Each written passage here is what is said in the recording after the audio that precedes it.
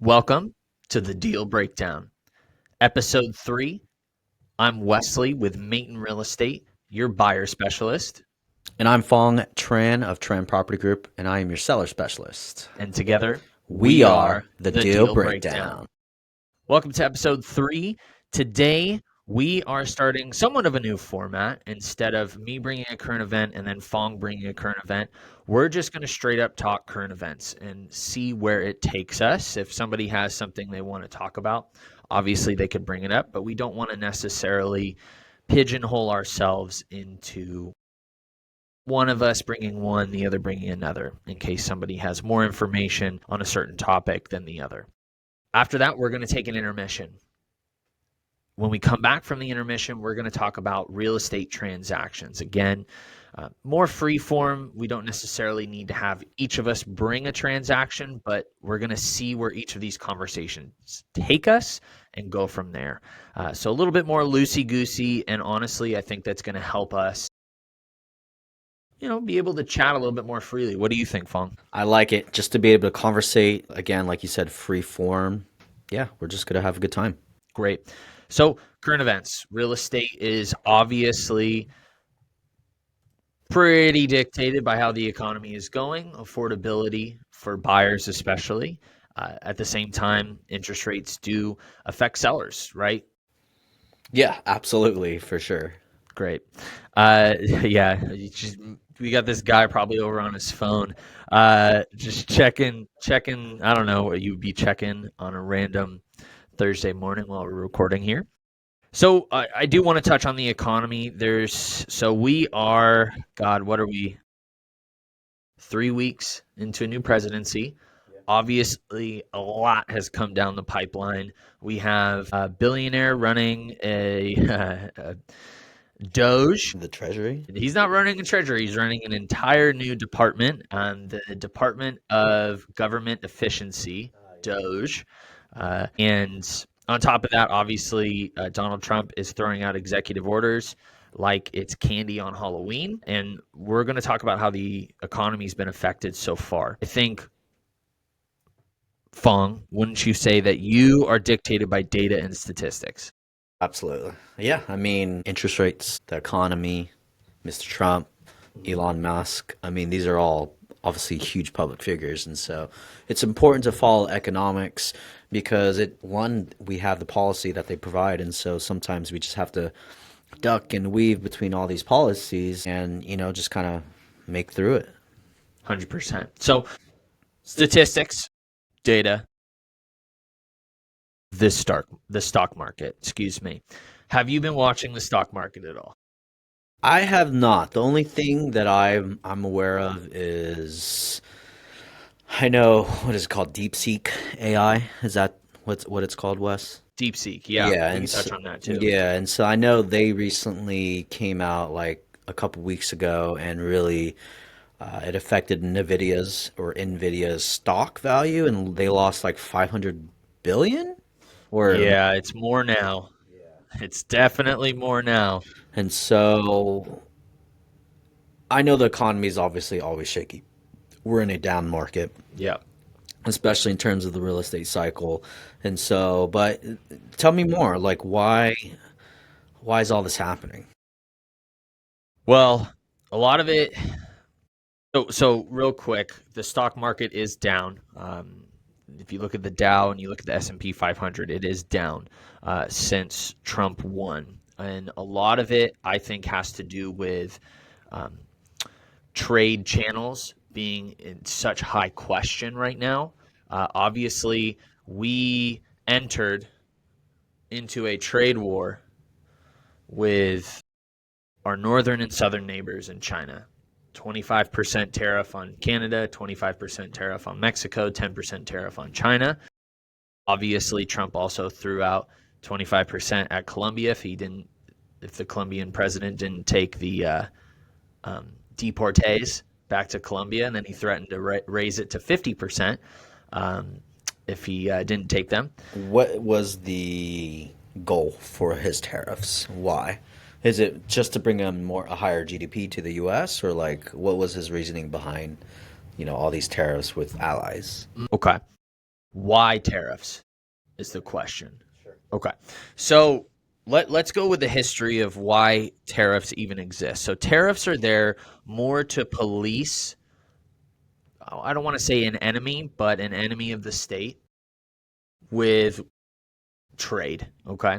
So this can be, let's take China, for example. If they're doing something that is undermining the US economy, if they're doing something that the United States government is not too fond of, they might slap tariffs on to this country, right? It's usually more for diplomatic, socioeconomic reasons than just economy, right? Trying to get money into a country. So that's what happened whenever Russia invaded Ukraine.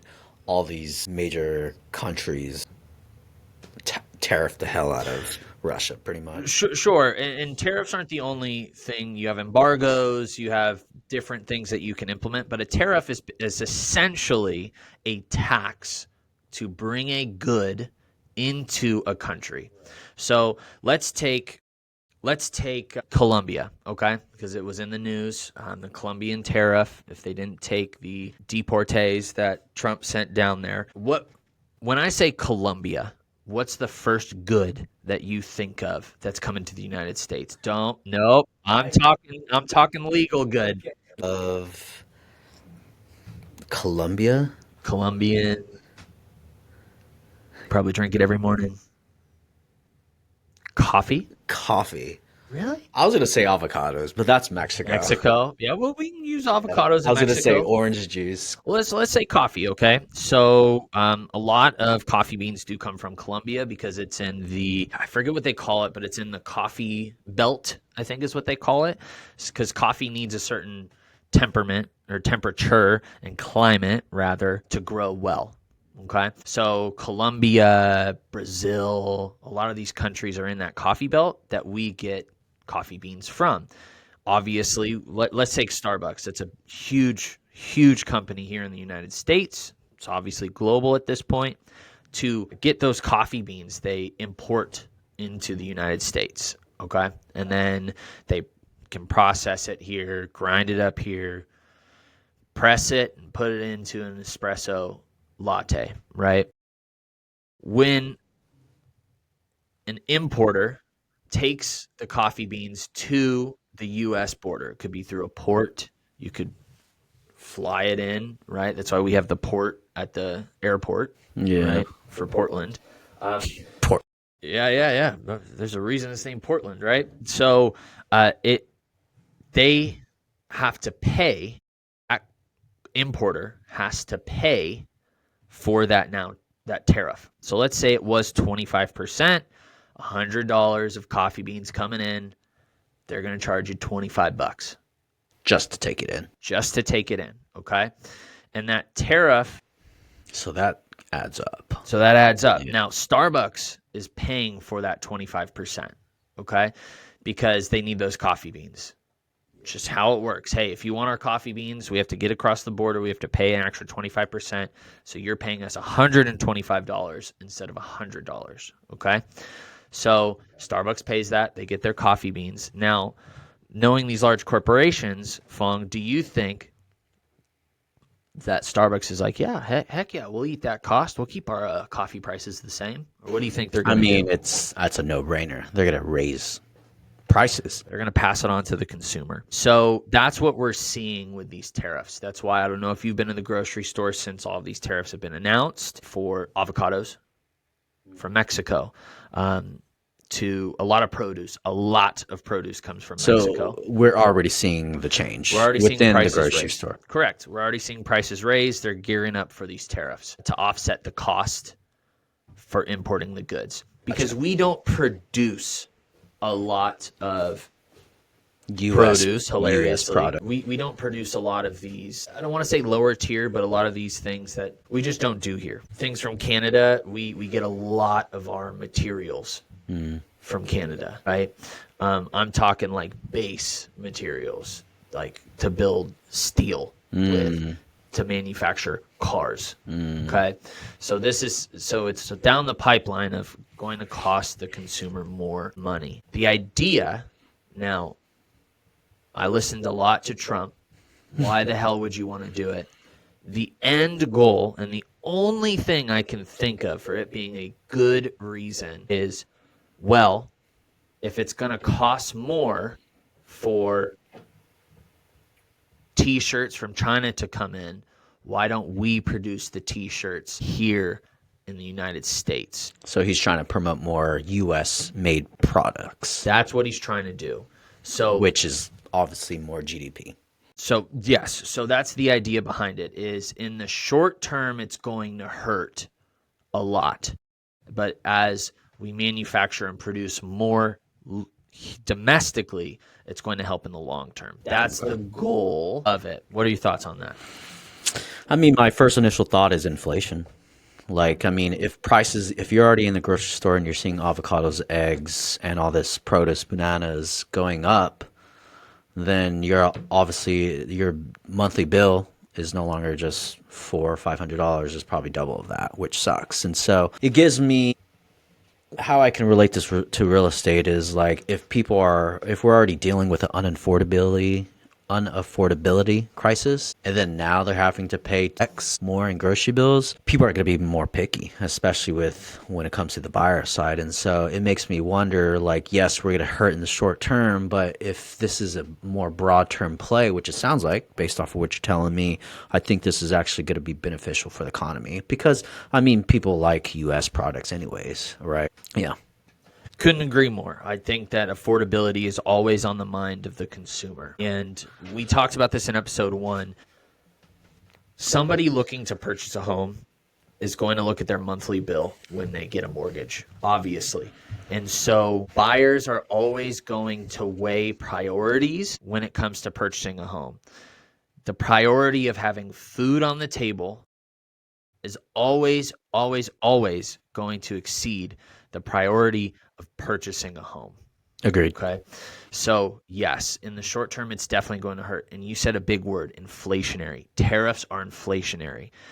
I don't care how you politically lean. Just look at the smartest people in the room. And now it's economists. And every economist says that these tariffs will be inflationary. So that's a big deal. I mean, and we could talk more about some other things, but I don't know how that's going to affect the market. I mean, for me, and I'll ask you, for me, this last month, I feel like I've been very busy. Now, I don't know if that's just my work ethic because I work hard, or if it's just the market, right? Maybe people are getting used to these interest rates. What do you think? How are you doing business wise? So Wes, I talked to a lender yesterday, and we were conversating about interest rates. They're staying pretty stagnant, flat around 7%, which is a good thing. And so I think consumers these days, they're starting to realize that interest rates are here. The shock is over. If you want to buy a house, you should potentially buy now if you can afford it, if you have the ability to do it before prices go higher, because like you said, tariffs, 25% from Canada, Mexico, China. Obviously, this is going to increase costs, between, stores, Starbucks, manufacturing. And so if the price is being put onto consumers, it gives an affordability crisis. And so it only makes sense to potentially buy a house now before inflation starts to creep up and you get outpaced in terms of pricing. Yep. Again, we mentioned this in previous episodes. Real estate is always the best hedge against inflation as an investment, long-term investment. And I think you said something very important. The sticker shock value of these high interest rates is over. That's what it seems like. At the same time, my main conversation when I talk to buyers is real estate's on sale. And I know I've said this before. Real estate is on sale right now. When you have a stagnant interest rate that's not moving down, not moving up, you're not having the conversation with a seller of, oh, the interest rates are plummeting. It's time to raise price. No, they are where they are. And so we need to adjust accordingly with our prices. I'm getting buyers in for tens of thousands of dollars less than the asking price because interest rates are where they're at. And that's a huge saving factor. Absolutely. There's just a lot more strategies you can employ when the market is cool and has slowed down, such as thousands of dollars saved on the asking price. You can also potentially get thousands of dollars in seller's credits or concessions.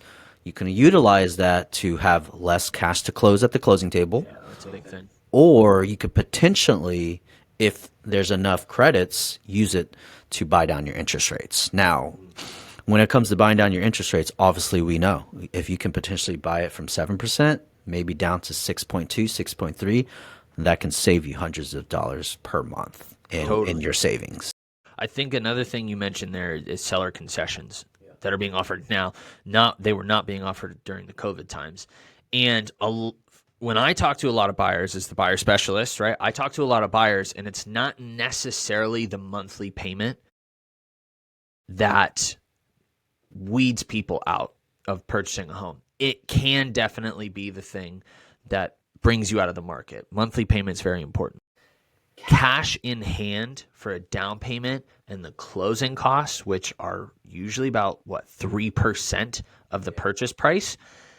If you're able to get that paid for, you have more cash in hand to fix things in your house, to buy the furniture you want to move into that home, to have in case of a crisis. You don't want to be house poor, right? You live in this house and there's no furniture there because you spent all your money up front. You want to be able to still have an emergency fund, and asking those closing costs, prepaids, and all of that from the seller can help you save those closing costs up front. That's like for like what, a $450,000 home? That's like $10,000. It's a lot. You make a very good point because especially with first-time home buyers, millennials entering just buying their first home, they think you just need to bring a down payment, but that is totally incorrect. You got to bring in closing costs. You got to pay for home insurance 1 year in advance. You got to pay for taxes. There's just origination fees, lender fees. You have upfront appraisal. You have inspection costs. And so this all adds up. And so having that being paid by the seller is going to be extremely important. And you, like he said, you cannot do that in a quick market like we saw back in 2020. A portion of 2021 and 2022. I mean, when the market was that low in terms of interest rates, you had to give up inspections. You had to waive inspections. You had to accept the house as is, no repairs, good for the seller, but potentially bad for you because you might be buying lipstick on a pig, right, Wes? 100%. In the transaction stories later on, I'm actually going to give two scenarios. One where the buyer got screwed and now they're my sellers now, I'm listing their home, but they got screwed because they got a song and dance and they purchased in the COVID era where they had to give up some things. And then another transaction story I'm going to talk about is days on market right now is high for some homes, but another thing to really think about is in this slower real estate market, the repairs that you can ask for as a buyer exceed what you can ask for in a low interest rate market because there's so much more competition. When you're a when you're a buyer in a low interest rate, hot market where things are getting swept up, there's always another buyer around the corner that the seller can rely on. I'm not going to fix the water heater,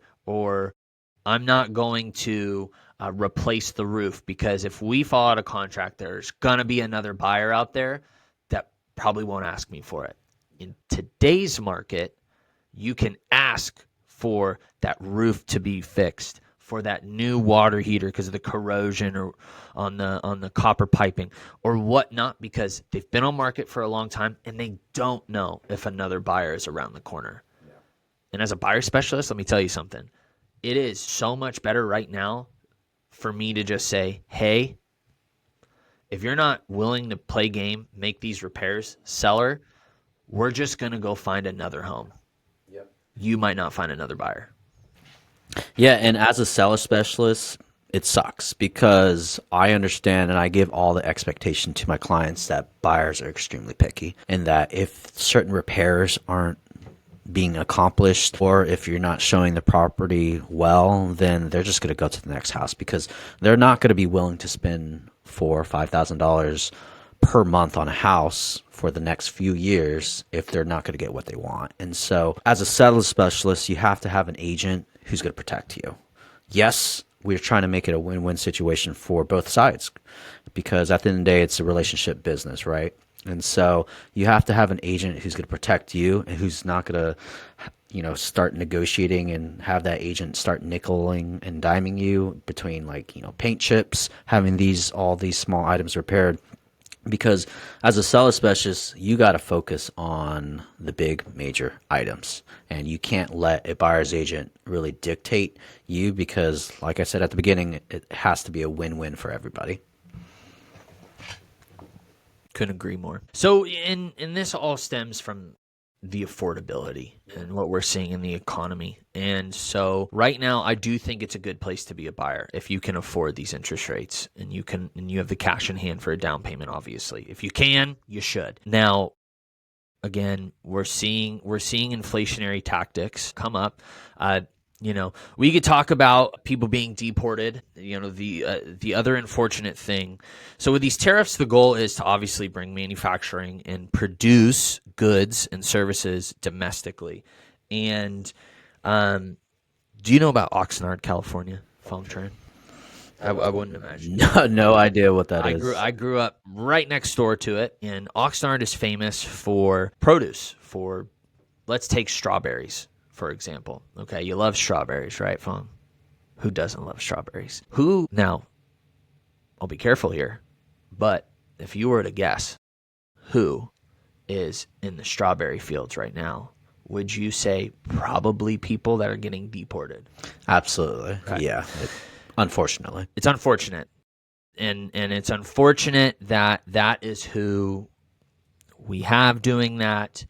It's obviously in Southern California, so there's a lot more demand down there. It's closer to the border. I have seen many news stories where we're seeing produce not being picked, citrus not being picked off the trees because they're just getting deported. So our workforce is going down. So we're having this weird dance domestically with we want stuff to be produced here. At the same time, we want it to be produced only by legal U.S. citizens. I'm not making a judgment call on whether that's right or wrong. I'm just saying factually, we are going to see the grocery store hit the most. Oh, absolutely. Yeah. And again, food will always trump a house. Now, another thing is, have you gone and looked at the price of eggs right now, my man? Yeah, I mean, eggs. I think an 18 count of just Kroger brand eggs are like $11. $11. I was just about to say, I went to Fred Meyer 2 days ago. So for everybody listening to the podcast, I got food poisoning a few days ago. And so I've been avoiding meat but eggs seem to come down okay. And that's like literally the only protein source I've had in the last week. That's why I fit so well in this suit jacket right now. Yeah, you do look small, bro. Oh, thanks, man. So eggs, man. I bought a dozen eggs. It was $7.50 at Fred Meyer. And plus New Seasons is on strike, so I can't even go there. I'm scared to see what the price is there. Quick hack. Trader Joe's. 12 count of eggs, I heard, was like $3.99. Shout out to Trader Joe's. Well, it's the bird flu. And that's something that we have to think about as well. Yeah. Bird flu's coming through. I don't even know how we're going to handle it, but there's a lot of things on the horizon that are hurting the bottom line at the grocery store. And I don't want to beat a dead horse here, but again, the prices of milk and eggs are always the big things that you look at as indicators for inflation. So to move on from the affordability, tariffs, and whatnot, let's talk about another current event. Fong and I have been talking about this off mic quite a bit, and that's artificial intelligence, AI. And he mentioned in the first bit here DeepSeek. So DeepSeek is the Chinese answer to ChatGPT. They are doing it for far cheaper. It costs money to actually ask ChatGPT to do things. DeepSeek runs it much cheaper, and it's much better. Its processing speed and words pump out better. Go for it. It takes into account of more of recent events, like events of like 2024 versus ChatGPT can only go as much as like 2023 or something like that. Yeah, I think you're right on that. It's just far better is the punchline here. And so Freaking China. yeah, and the reason that's so big for our economy is because Nvidia is the chip, right? It's the thing that we use here in the US, and China does not have access to that. So the whole big thing is, how is China doing so much better without our superior chips? And so that's why you're seeing that huge crash. Now, I don't want to necessarily talk about the crash and how it affects the economy because we already talked about that. But instead, I want to talk about artificial intelligence in real estate. Now, Fong, you told me something interesting. I don't know if you want to share it. What? You use AI. Yeah, man. It's, at my previous brokerage, we didn't use too much AI. And so I think the most close to AI was like automatic drip campaigns. So like either it's an automatic email or automatic text. I wouldn't even call that AI, by the way. Because it wasn't responding. It was just It's not thinking. It's just a template. And so, and I could show you off screen the power of AI when it comes to like, especially texting. But whenever my client is texting my assistant, their name is Casey because it can be both male and female. And That's fun. That's a good idea. So how it works is, the lead will respond, and then the AI, I think it's powered by ChatGPT of some degree. It responds in its best way, but it's always going to try to ask for a close of some sort. And the close can be like, how fast are you moving? What areas are you looking for? And so whenever this AI is talking, it's talking for me. So I have a general idea of what to do in terms of maybe setting up a home search, or if it's a seller, maybe setting up a general home valuation report. So this has been pretty huge for my business because, especially for the viewers, my background is I do a lot of outbound prospecting calls. It's with agents, it's with leads, it's with consumers. I'm always on the phone because if you're not talking on the phone, you're not closing deals, right? And so this AI, both AI voice and AI text, has probably decreased my outbound prospecting calls by probably 25 to 30%. And so what am I able to do with the extra time? One, build the business. I can focus on working on the business rather than in the business so much. Two, I can focus on creating content, which I'm sure you guys know I'm creating a lot more content with my boy Wes. And then three is I can actually go out and have more appointments and be a little bit more manageable with my time. I'm not so focused on I need to make 3 hours of prospecting calls a day. And so it's been huge for my business, but for the consumers, it's also AI, I think, has really helped bridge the gap, which is kind of scary for us as agents because it's almost like AI is pushing agents away, right? What do you think about that? I think that's a good question, right? Where's the future of AI in real estate as a real estate agent? I really like what you said. You're making your time more efficient with the use of AI. I think that text in AI is pretty dang advanced. I'm sure you've seen the ads, and I know you're building your business. I'm sure you looked at the AI that can call people Oh, yeah. and actually respond in real time on the phone, and that's not as advanced as text, so that is coming. I think what we really need to do is kind of break it down for the consumer, for the layman that doesn't understand the behind the scenes that happens in real estate. So let's just I'm going to use Fong Tran as the example here. someone that produces a lot. Last year, how many transactions did you have? Around 30, Okay. give or take. 30 is a good round number to do math here. So 30 out of 12 months, you're rocking about 2.5 transactions per month. And there's a lot that goes into these transactions. If they're buyers, obviously, you're showing them homes, touring homes, you're writing offers, you're going to the inspection, you're talking to appraisers, you're negotiating repairs, you're talking to title, and making sure everything goes smoothly. You're doing a key exchange, a final walkthrough, and that's just in the transaction. Obviously, outbound calls, as he said, is how you find these buyers.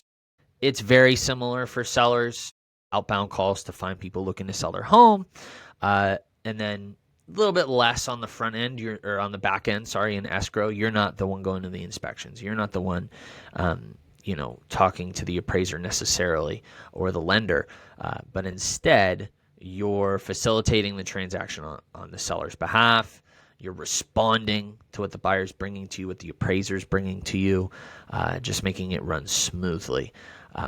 Now, if you're able to save time without texting people to find the people that are actually willing to buy or sell, now Fong has more time to actually deal with transactions or actually go to appointments himself. Instead of that hour of texting, now he can have that hour open for an appointment to actually convert, because there ain't no robots out there these days that could go sit down at a table in a home, look at a home, and talk to sellers about what price to list their home at and when to list it, right? So I think right now, you know what an ISA is, obviously. Yeah. What does ISA stand for? Inside Sales Associate. It's essentially, it's a real person that is calling and making appointments for a certain agent or a sales rep. Yes. And by the way, in real estate, in the business, somebody that has 30 transactions a year most likely maybe hires to scale, right? To go above 30. Let's say Fong wants to do 50, maybe 100 transactions a year. Right. Yeah. Oh God. But that's 8 a month now that we're talking about. And 8 a month, you have to outsource to scale that much. You Absolutely. have to outsource things that are not a huge return on investment or return on time. And so you hire an ISA to find you the appointments. Or if you're working with a lot of buyers, you might hire a showing assistant, a showing agent that is licensed, that goes to homes and opens the door and shows your clients the home. It's ways real estate agents already outsource. So now you're, instead of outsourcing to an ISA, a person, you're outsourcing to AI to make the text, right? Absolutely. It's been pretty critical in my business. Just frees up a lot of time. In dollars and cents, I'm sure AI is much cheaper than hiring an ISA. It's outsourcing, right? And so you asked a question, where do I see the future of realtors with AI? I think that we're going to see texting, calling, these outbound calls, and sifting through leads to find the actual prospects, the buyers and sellers. I think that's going to be soon to be gone. Yep, I would agree. And, ever since I left my previous brokerage, there's been a lot of clarity. I realize, especially since I've been a lot more involved with social media, that there's a whole new world out there outside of just outbound prospecting calls to generate leads. And I get it, guys. I know this is not a real estate agent podcast, but there is just a lot more efforts in just making cold calls to actually get business, because who is the biggest demographic for buying a house? First-time home buyers and millennials. And these millennials, they love texting. They don't like talking on the phone. And so I think you're right. I don't ever think an agent will ever be phased out of a transaction. I think AI will start to be an integral part of a real estate agent's life, whether they like it or not, especially with these agents who are on Remax. They've been agents decades, and they make it known to you that they've been doing it for decades. I think you just have to get with the times. You have to adapt, and being adaptable is going to be a critical part of being just an entrepreneur in general. Those who don't adapt die. It's survival of the fittest. It really is. You can see it everywhere. And so, yeah, to speak to that, I do think there's going to be large portions that are outsourced to AI. However, to get deep here, I think that one thing that can never be outsourced is the human-to-human connection and, more importantly, dealing with emotions, okay?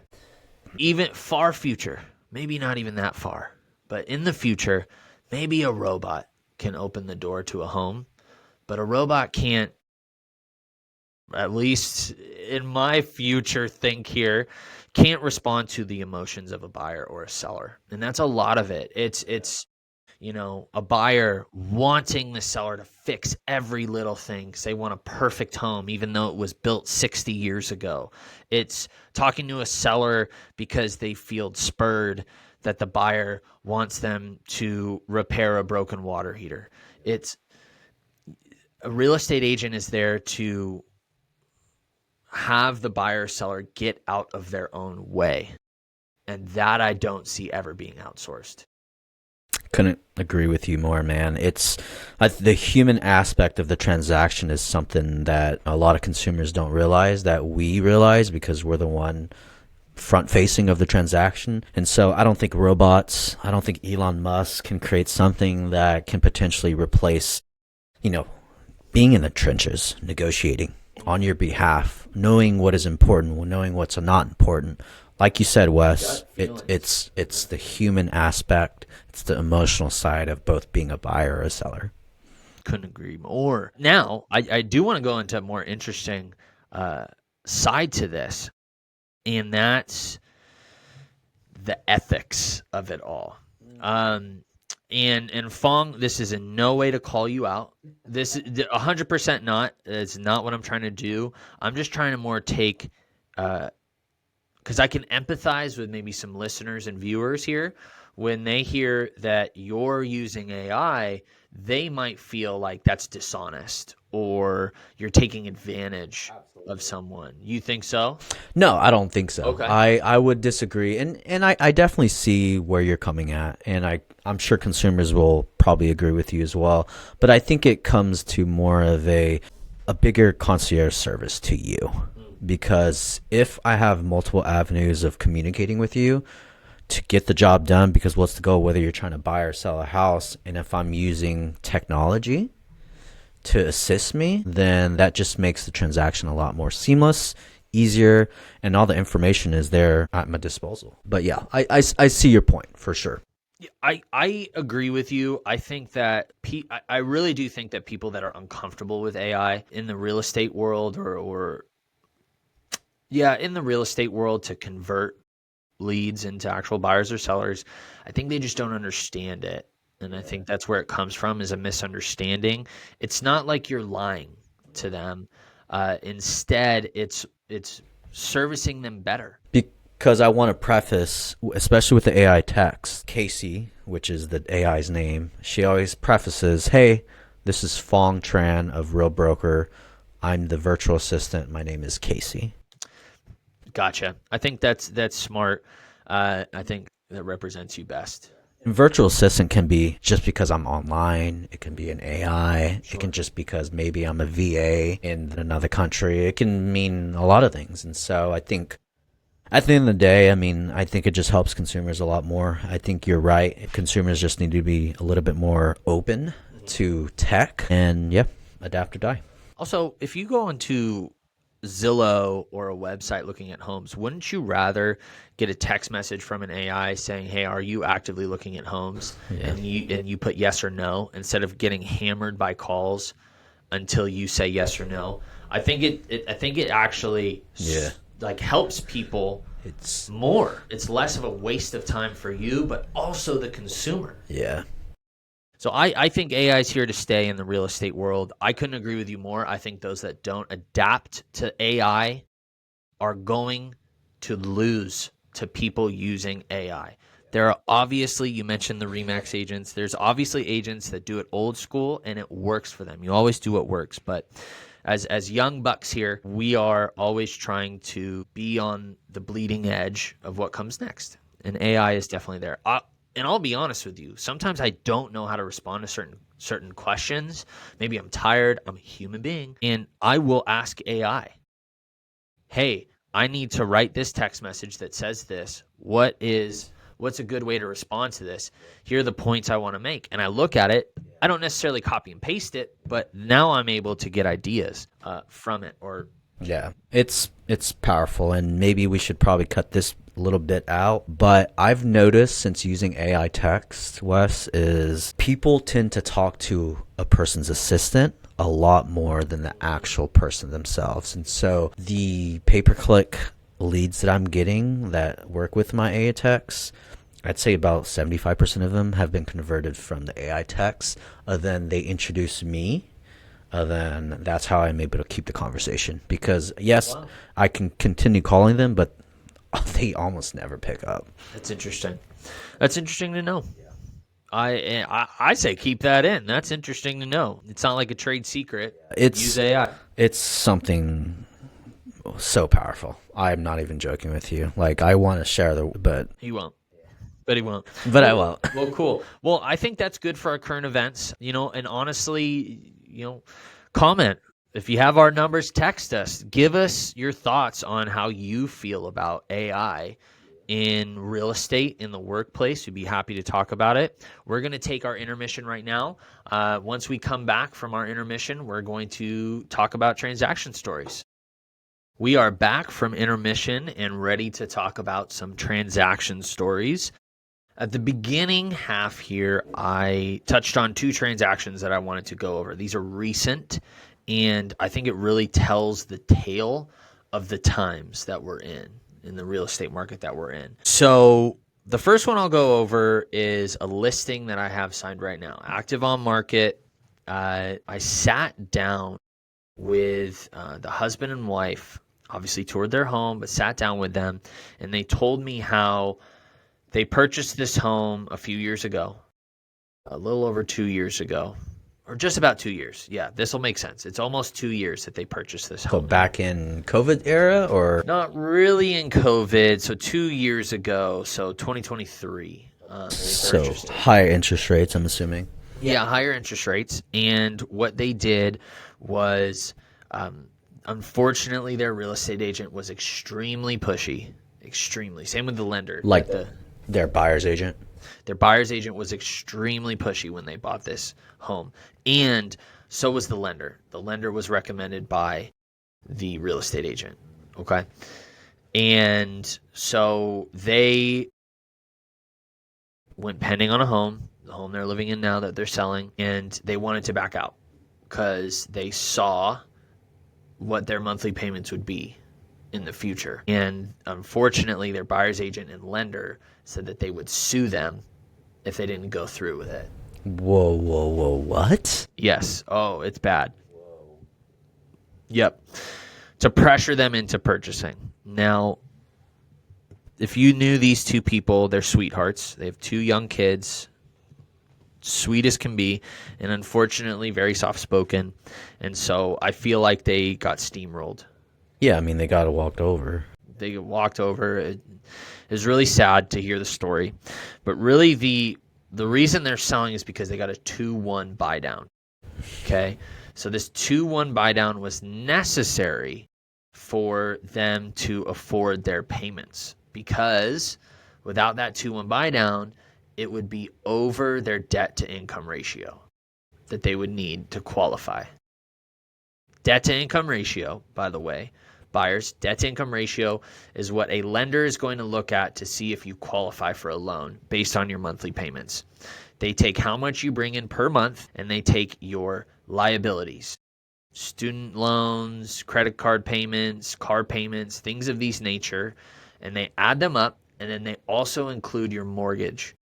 They basically divide what you make per month by how much you owe per month. And if it exceeds a certain percentage, your debt to income ratio is higher than, I believe, 50%. Yeah.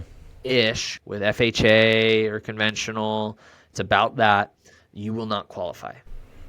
So based on their income, they needed a 2-1 buy down. A 2-1 buy down is when you pay. So remember those closing costs we said that sellers will offer now in this market? They use the closing cost the seller provided to purchase a 2-1 buy down. The first year that they have their mortgage is 2 points, 2% less than the rate they locked in at. So if your rate's 7%, your first year is at 5% interest rate. The second year is 1% down. So instead of 7, it's down to 6. There's the 2-1 buy down. The third year, it goes to the rate you locked in at. In this example, it would be 7%. So they have a 2-1 buy down that ends in April. Well, once this 2-1 buy down is over, their payment that started when they first got in the home was at $3,300. Now with everything, taxes included, come April, it will be $4,600 per month. They cannot afford that. They have 2 kids. Prices of eggs are going up. They can't afford that, so they have to sell. So that is the type of market we're in. And so I bring this up twofold. One, I think is going to be faster than the other, but I want to make this an open discussion with you, Fong. Yeah. How do you feel about 2-1 buy downs?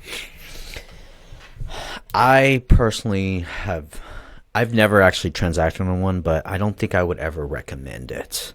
And the reason why is because oftentimes I've heard stories where consumers, they think their payment is one way, then all of a sudden by the second or third year, their payment shoots up and then they're in a bind, very similar to your clients. And so it just usually never works out. And I think lenders these days, if it's a bad lender, they're always going to recommend it because they want to get it closed. They want to get paid. But it's also a gamble for consumers. I think what lenders are doing right now is they're saying, hey, it's going to be a 2-1 buy down. Then by the third year, rates will probably be much lower than where you locked out at. And so I think consumers are gambling with these 2-1 buy down programs, and they're not fully aware of the ramifications that it can have.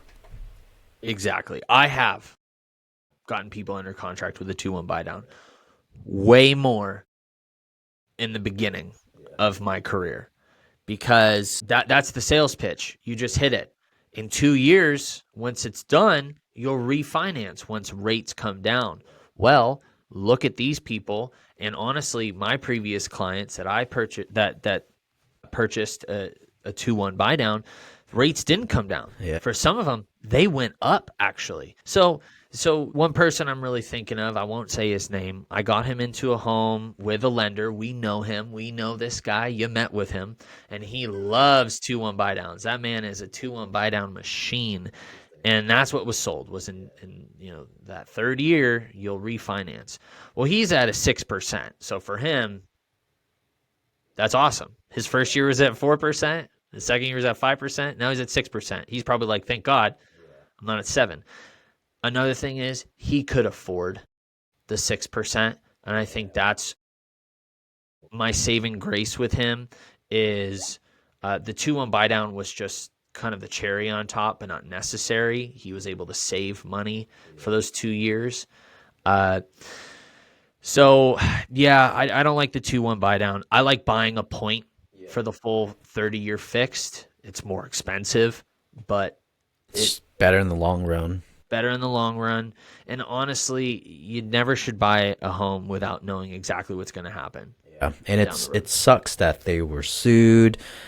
He said, she said. I mean, it's like, I don't even know if they have any grounds to sue a consumer of buying a house. Of course not. Because at the end of the day, I feel like it's the consumer's decision. Yeah, they might lose earnest money, but I don't think there's any grounds for getting sued. Not at all. And that was the second portion I wanted to talk about, is these pushy agents. I mean,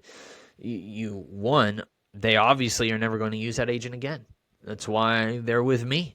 That's why they sought another agent. So you're screwing yourself up in the long run, and Yeah. they will definitely not refer you out. Yeah. What that reeks is commission breath. Commission It breath. really is. I mean, they were just there to get the deal, and it's screwing this family up. This is a young family, 2 kids, like you said.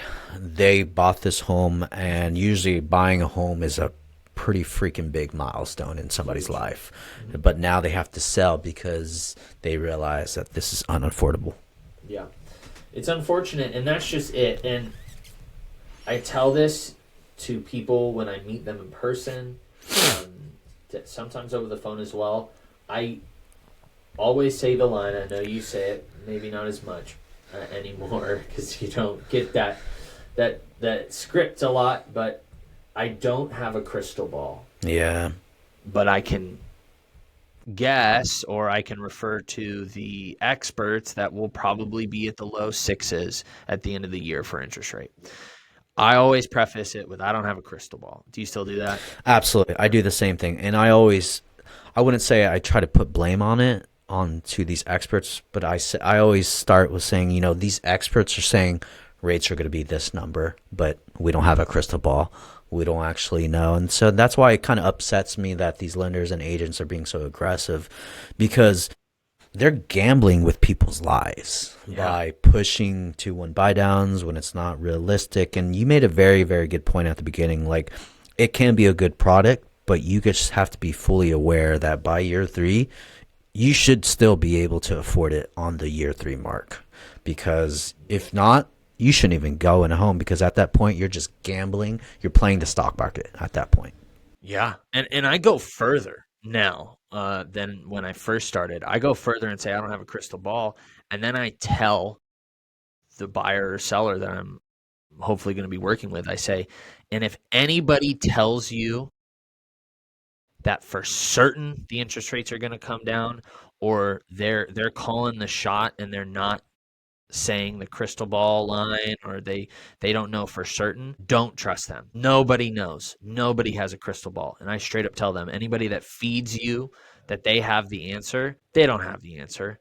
They're only guessing. Now, it's a professional guess, like you said, relying on experts. Absolutely.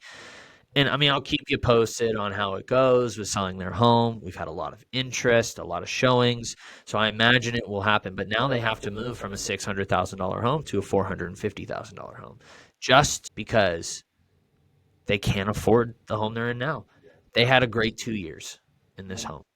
Should have just bought the $450,000 home in the first place, moved once, have gone maybe a little bit of appreciation value in their home, and then they would have just been better off. And so not only talking about that, but I mean, closing costs out of hand both of these times, moving costs out of hand. It's expensive, and it's a time suck. So absolutely, and that's why you need agents like us. Is we're going to give you the straight up answer. Hey, this is my professional recommendation. I don't think this is a good idea. You're at the bleeding edge here. What if one of you loses your job? What if one of your kids gets sick and you, God forbid, and you drain your savings? You are screwed. And so that's something. Yeah. Sorry, go ahead. No, all you. I was just going to say, it goes back to episode 1 where we spoke about value of a buyer's agent or value of a seller's agent. As a consumer, you absolutely just have to start interviewing agents. Yeah, it sucks for us as agents, but it's so important to figure out what agents are good and what agents aren't. Because, Wes, you shared a statistic with me last week. 74% of agents didn't sell a single house in 2024.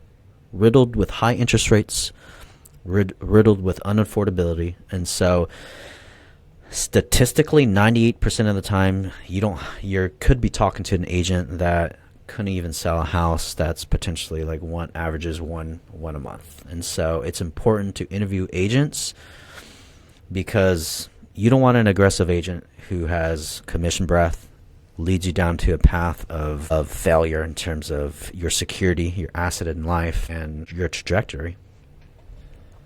Yeah, and that's an update from episode 1, I believe. We thought it was 47%. It's actually 74%. the flip of it. Isn't that ironic? 74% of agents didn't sell a single home last year.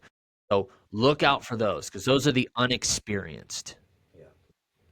But also look out, because I guarantee that this asshole agent who has commission breath, or agents that have commission breath, they probably do sell a good amount of real estate, more than likely, right? Or at least more than zero. So watch out for them as well. Those are the two type of agents that you need to look out for, is that commission breath, as you said. Once, as I don't even know if I would call him a coach, but who's somebody I look up to a lot, Jeff Glover, says, Hey, Daddy. once the commission check becomes more important than the person, You've lost. you've lost. Yeah. And yes, watch out for them and watch out for the unexperienced, because 74% is wild. Yeah, that's crazy. To end on this real quick, it leads me back to whenever the interest rates turned back in 2022. What was the old saying you always heard from agents and lenders? Marry the rate. Home. Yeah, home. there you go. Date the rates. I don't believe that. I mean, and I'll be honest. I was saying that. I'll be honest with you, but not anymore. Just because, like you said, we don't have a crystal ball. At the end of the day, you shouldn't force your client or your consumer into a bad situation that they're just not accustomed to and they can't afford. Yep. I think that's a good button on that subject. Now, the second transaction I wanted to talk about is another one happening right now. And it's, again, it's a really good insight into the market we're in now.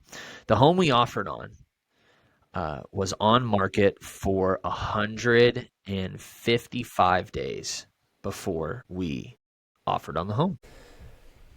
What that tells me is the seller has spent 6 months of their money on the mortgage, 6 months of their money on taxes, home insurance, and general maintenance of the house.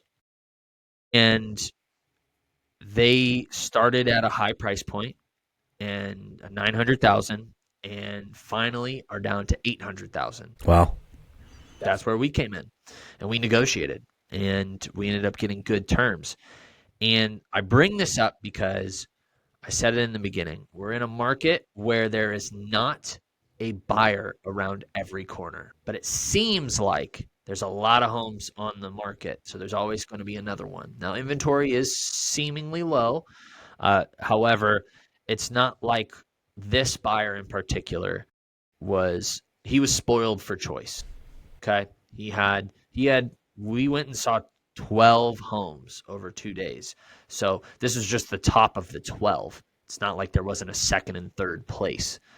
So we get to the inspection, and we are expecting an $800,000 home. And there are issues with the retaining wall. There's issues with the chimney, with the water heater, with the electric panel. And now I have leverage on this seller. And I told my buyer this, because obviously you, the buyer, and you, the seller, are in the driver's seat. Fong and I can only recommend our professional recommendation and give you advice. At the end of the day, it's your signature on the paper to make the final decision. So I'd say, hey, buyer, Mr. Buyer, we have leverage here, and I want to use it to get you these repairs. Because, and I have this conversation, I'm sure you do too. How much do you want this house? It's always the question with a buyer. How much do you want this house? And I plainly say, do you want this house as is? No, I don't. Okay. Good. Now I know that we are not going to move forward unless they repair these things. So I know that I need to have, okay, will you accept this house if they repair the chimney? Will you accept the house if they don't repair the chimney? Will you accept this house if they don't repair the retaining wall, et cetera, et cetera? And so what I'm trying to do is I'm trying to find the buyer's breaking point, what actually matters and what he just would like to have, right? And so now that I know and I've set expectations with my buyer, I now have full freedom to operate. as his advocate and him as my principal. So I straight up tell the seller, hey, we need these fixed. We need the electrical panel fixed. We need the retaining wall fixed. We need the chimney fixed. And we need the water heater replaced. And these are non-negotiable because you were on market for 150 days. We will just go find another house. And that's when you pause and you let that listing agent, who also happens to be the owner and seller, by the way, sit there and stew in it. Maybe you hang up the phone and you wait. And you said, think about it. And they think about it. And then they realize that you're right. Because if my buyer sees it and they don't do anything, we get off market, or we terminate and we go find another home. Maybe he waits another 2 months before another buyer comes, and he might have to already lower his price again. He might already have to, they have to go through another inspection. Maybe these buyers point out the same exact thing. Or potentially more, and ask for more stuff. Exactly. And so that leverage ended up getting us a full teardown of the chimney and replacement, a whole new water heater, a whole new electric panel, and patchwork on the retaining wall, which is awesome. So the reason I bring this story up, and it's much shorter than the last one, the reason I bring this story up to educate you buyers is because, again, if you can afford a home, it doesn't seem like it, but now is the market to purchase because you have so much more leverage, not just with the price up front, but with repairs right in the middle of escrow. That's how it goes. Yeah. Because in a fast market, interest rates being so low, you're probably competing. You didn't compete, I'm assuming. We did not compete, no. And so if this was in a market in 2020, you would have competed. You probably would have just did it as is. And then if you wanted to get repairs, the sellers would probably be like, go kick rocks. I'm going to, utilize my backup offer.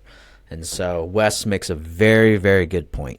You are in the driving seat right now. You have the ability to use Wes or I and negotiate, be your advocate, and get repairs done, because you might not have another time, because interest rates will fall. We just don't know when.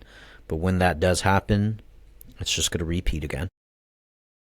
That's just it. And that's what this podcast is here for, is education. And something to say also is you mentioned competing offers, okay? And that's another thing about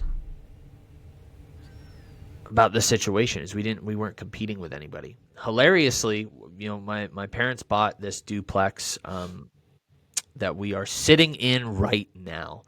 I pay Smells towards funny. I pay the mortgage, so I pay towards the mortgage, so I'm part of it.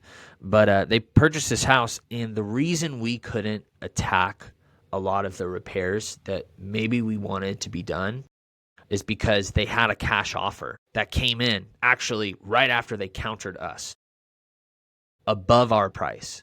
So now I'm advising my parents, hey, how much do you want this house? Because if we ask for things that are unreasonable, or we ask for too much things in the repairs, they're going to tell us to go kick rocks. We're going to go take that cash offer for more money. Cash is king, baby. No contingencies, easy sell. Screw you. It makes We're sense. going to go with the other offer.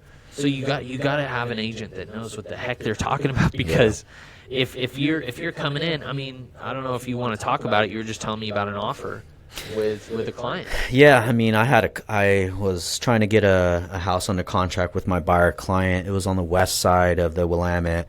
And unfortunately, we competed with 3 other offers. This home was in Beaverton, which is probably one of the most desirable neighborhoods within the Portland metro. Would you agree? Yeah, that or Vancouver. And then this was below $500K, which is probably the most competitive price range, because it's the price range where it's a very good house. It's in good condition. I wouldn't consider it a fixer, but it's also entry level as well. And so that's why, between 400 and 500K on the west side is probably the most competitive price range. And so we competed. It was on the market for a day. We saw it the day after.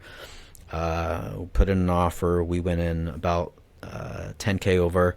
I recommended going 20K over because just my gut, I was like, okay, if we go 30K over, yeah, we'll get it, but then we run into an appraisal gap issue. And then I did a CMA on the property. I was like, I personally don't even think it's worth 30K over asking price, because at that point you're just going to be overpaying. And me personally, I think you should just walk away if we're going to be spending 30K over asking. And so I gave her those expectations up front, but I did professionally recommend you need to go in at this price and you'll get it. And unfortunately, we ended up losing out, and what beat us out was my recommended price.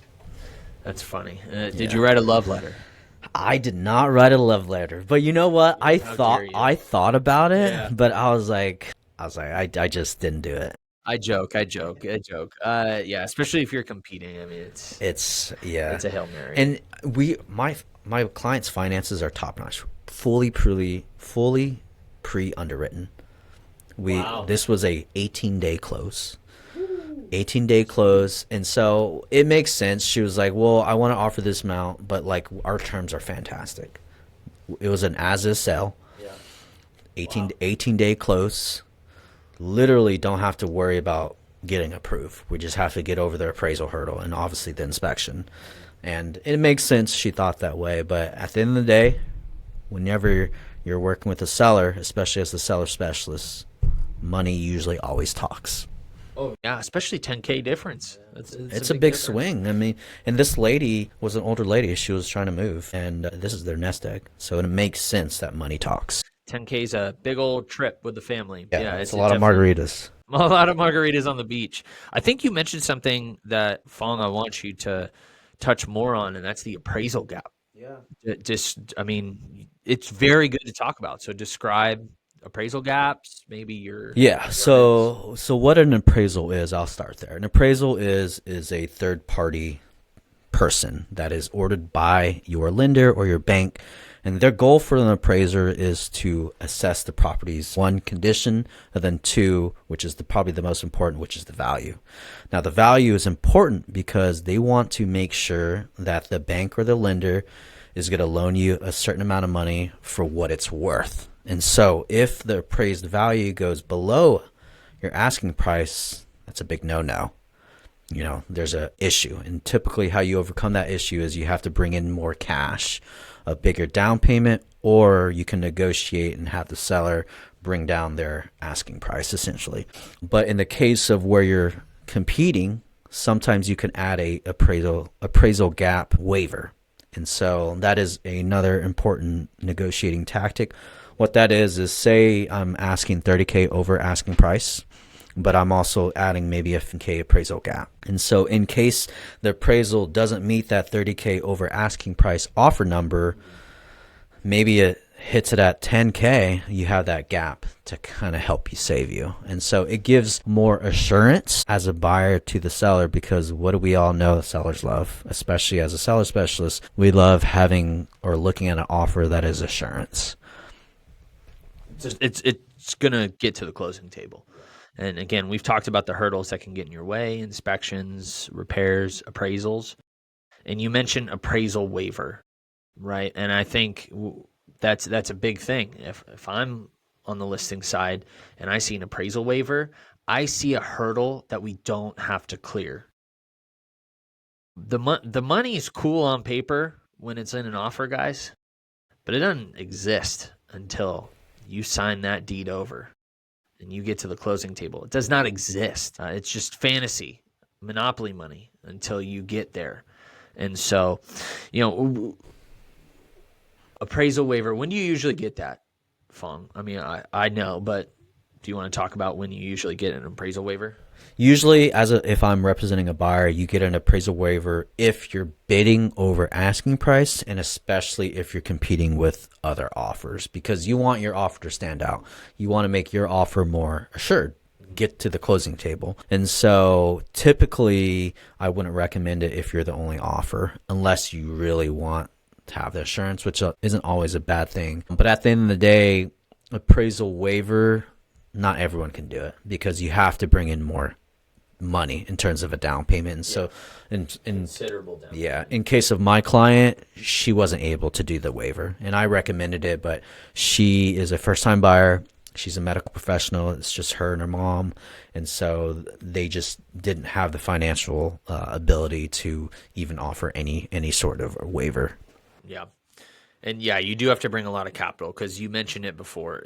The bank, the lender, needs to know that their collateral is worthwhile. The collateral is your house. And they're not going to fund you if the collateral is not worth what they're paying. Absolutely not. But if you have a large down payment, then there's less risk, right? Because you own enough equity in that home with your down payment that if anything should go awry, you're going to be able to sell it. And they're gonna be able to get their freaking money back. Yeah, they can recoup any lost if they need to foreclose on it. Exactly. Do you have any other stories? Any other transaction stories that you have? No, that one. I mean, I think just to end on my buyer that I'm working with now, just to sometimes, like what we're recommending is what we're recommending, but use your best judgment in terms of what's best for you and your family and your financial situation. But yeah, I mean, take advice of agents, especially like Wes or myself. We're here to help. Absolutely. And I think that's a great place to end on. We're here to help. Like, comment, subscribe, do all the things that you do on the social media and Spotify, Apple Podcast platforms. Hit us with a review. That helps quite a lot.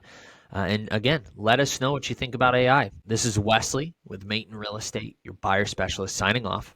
And this is Fong Tran, your seller specialist with Tran Property Group, also signing off. We'll see you on episode 4. Thank you, guys. Episode 4.